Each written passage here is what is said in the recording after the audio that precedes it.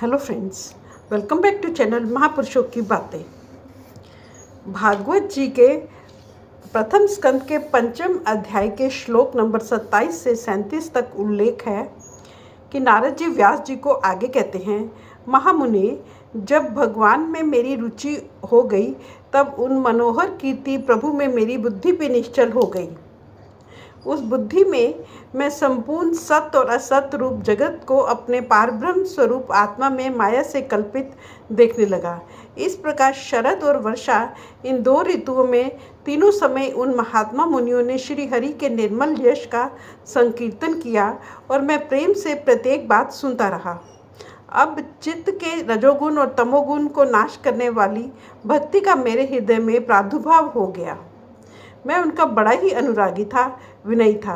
उन लोगों की सेवा से मेरे पाप नष्ट हो चुके थे। मेरे हृदय में श्रद्धा थी, इंद्रियों में संयम था एवं शरीर, वाणी और मन से मैं उनका आज्ञाकारी था। उन दीन वत्सल महात्माओं ने जाते समय कृपा करके मुझे उस गूढ़तम ज्ञान का उपदेश किया जिसका उपदेश स्वयं भगवान ने अपने श्री मुख से किया है। उस उपदेश से ही जगत के निर्माता भगवान श्री कृष्ण की माया के प्रभाव को मैं जान सका, जिसके जान लेने पर उनके परम पद की प्राप्ति हो जाती है।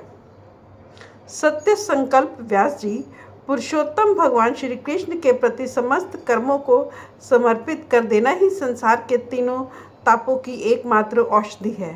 यह बात मैंने आपको बतला दी है। प्राणियों को जिस पदार्थ के सेवन से जो रोग हो जाता है, वही पदार्थ चिकित्सा विधि के अनुसार प्रयोग करने पर क्या उस रोग को दूर नहीं करता? इसी प्रकार यद्यपि सभी कर्म मनुष्य को जन्म मृत्यु रूप संसार के चक्र में डालने वाले हैं, तथापि जब वे भगवान को समर्पित कर दिए जाते हैं तब उनका कर्मपना ही नष्ट हो जाता है।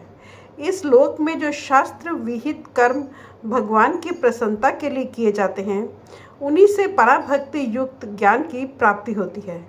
उस भगवत अर्थ कर्म के मार्ग में भगवान के आज्ञानुसार आचरण करते हुए लोग बार बार भगवान श्री कृष्ण के गुण और नामों का कीर्तन तथा स्मरण करते हैं।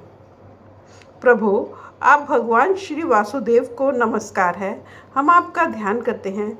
प्रद्युमन, अनिरुद्ध और संकर्ष को भी नमस्कार है। फ्रेंड्स, अपनी इस वीडियो को आज हम यही समाप्त करते हैं। अगली वीडियो में आगे बढ़ेंगे। Thank you.